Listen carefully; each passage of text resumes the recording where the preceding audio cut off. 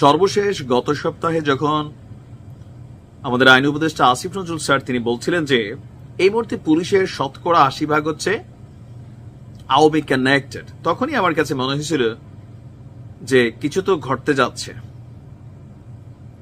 আর এখন যেটা ঘটতে যাচ্ছে, এই অপারেশন ডেভিল হান্টে খুবই কার্যকর ভূমিকা এটা হবে। ডক্টর ইউনূসের প্ল্যান বি বলেন, সরকারের প্ল্যান বি বলেন, কারণ অনেকেই বলছে ছাত্রদের দাবি যে গ্রেফতার খেলা বন্ধ করেন। অনেকে নাকি প্রকাশ্যে ঘুরে বেড়াচ্ছে, আমাদের আইন শৃঙ্খলা বাহিনী তাদেরকে চোখে দেখছে না। এখন কি চোখে সমস্যা নাকি অন্তরে সমস্যা? আসিফ নজরুল স্যারের তথ্য অনুযায়ী অন্তরে সমস্যা। সবার মধ্যে একটা আওয়ামী লীগ একটা ফিলিংস আছে, জাতি ভাইরে ধরতে হয়তো খারাপ লাগে, এরকম হইতে পারে। সেই জন্য ডক্টর ইউনূসের সরকার প্ল্যান বি এ যাচ্ছে। প্ল্যান বি কি?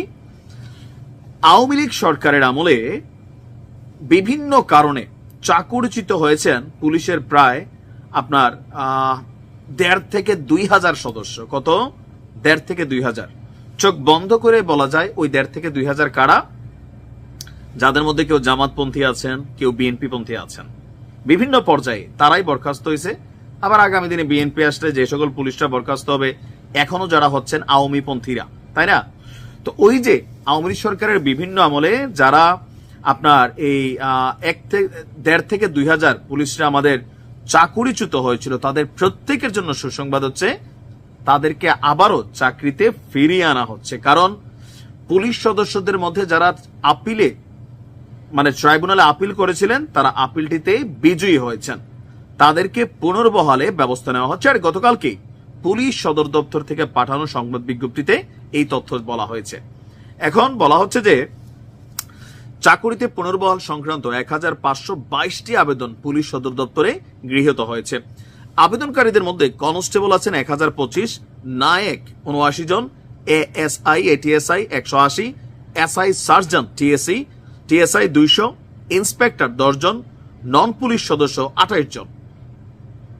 এরা প্রত্যেকেই আওয়ামী লীগ সরকারের সময় চাকরিচ্যুত হয়েছিল বিভিন্ন কারণে। তো বলা হচ্ছে যে তাদের চাকরিতে পুনর্বহাল সংক্রান্ত যে আবেদনগুলো ছিল, এগুলো গত বছরের আগস্টে একজন ডিআইজির নেতৃত্বে কমিটি করা হয়েছিল। ইতিমধ্যে সেই কমিটি সুপারিশ সহ প্রতিবেদন জমা দিয়েছেন। এখন যে পুলিশ ভাইরা আপিল করছিলেন ট্রাইব্যুনালে, তারা জয়ী হয়েছেন, তাদের চাকরিতে পুনর্বহালে এখন পুলিশ সদর দপ্তর থেকে আপনার ব্যবস্থা করা হচ্ছে। আরো বলা হয়েছে যারা বরখাস্তের আদেশের বিরুদ্ধে বিভাগীয় আপিল করেন নাই, আইনি বাধা থাকায় তাদের পুনর্বহালের বিষয়টি বিবেচনা করা যায়নি। অনেকে আছে মনে করছে আর কে জীবন আওয়ামী লীগ যেভাবে 2041-এর মিশন দিছে, টার্গেট দিছে, মানে উপরওয়ালা যে গজব দিবে মানুষ এটা তো ভুলে গেছে। তো ওই জায়গা থেকে আর কেউ হয়তো এটাতে আর আকর্ষণ দেখান নাই, কিন্তু যারা দেখান নাই তাদেরটা আর হবে না। এছাড়া যারা বরখাস্ত বা অপসারণ আদেশের বিরুদ্ধে অ্যাডমিনিস্ট্রেটিভ ট্রাইব্যুনালে মামলা করেননি এবং যাদের বিরুদ্ধে নৈতিক স্খলন, আর্থিক দুর্নীতি, অন্যান্য অভিযোগে ফৌজদারি মামলা হয়েছে, তাদেরকে পুনর্বহালের বিষয়টিও আইনগত কারণে বিবেচনা করা সম্ভব হয়নি। নৈতিক স্খলন অনেক পুলিশ সদস্যরা আছে, লাইক মেজর কি বলে যে ওসি প্রদীপ, সব দিকে করাপ্টেড একজন ক্যারেক্টার ছিল, এরকম অনেকে আছেন। আওয়ামী লীগ সরকারের সময় হয়তো 100 জন যদি বরখাস্ত হয়েছে, পলিটিক্যাল পয়েন্ট অফ ভিউতে হয়তো 80 জন তারা চাকরি হারাইছিলেন, বাট 20% কিন্তু আওয়ামী লীগই করতো, কিন্তু এমন এমন ঘটনা করছে যে পরবর্তী সময় তাকে বরখাস্ত করতে হয়েছে। এরকম বিভিন্ন অপরাধ আছে। তো ওইরকম যারা আছেন তাদেরকে আর এখানে নিয়োগ দেওয়া হবে না। এখন এটাতে সুবিধা কি হবে? এই যে ধরেন 1-1.5 হাজার পুলিশ সদস্যরা যারা আছেন বিভিন্ন র্যাঙ্কে, তারা যখন দায়িত্বে আসবেন, রাইট নাও তারা মোটামুটি মন খুইলা দিল খুইলা কাজ করতে পারবে। আর সরকারও কোথাও না কোথাও তাদেরকে ওই কাজগুলোতে দিবে যেগুলায় আওয়ামী লীগের মাধ্যমে অথবা ডক্টর আমাদের আসিফ নজরুল স্যারের কথা অনুযায়ী 80% পুলিশ যারা করছে না তাদের বিপরীতে হয়তো এখানে একটা টিম গঠন করা হবে। ইভেন এই অভিযানকে আরো সফল করা হবে, সরকার যেন ব্যর্থ না হয় সর্বোচ্চ চেষ্টা করা হবে। এবার অনেকেই হয়তো গ্রেপ্তার হবে। আওয়ামী লীগের নেতাকর্মীরা যারা আছেন,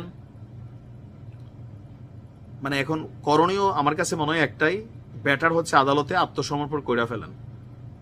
কারণ কি মামলা হয়েছে, এখন অনেক ভুয়া মামলা হয়েছে, 100% অনেক ভুয়া মামলা হয়েছে। আমি চিনি এমন অনেক মানুষ আছেন মার্ডার কেসের আসামি হয়েছেন, যিনি বাদী তিনি তারা জানেনই না তিনি কে।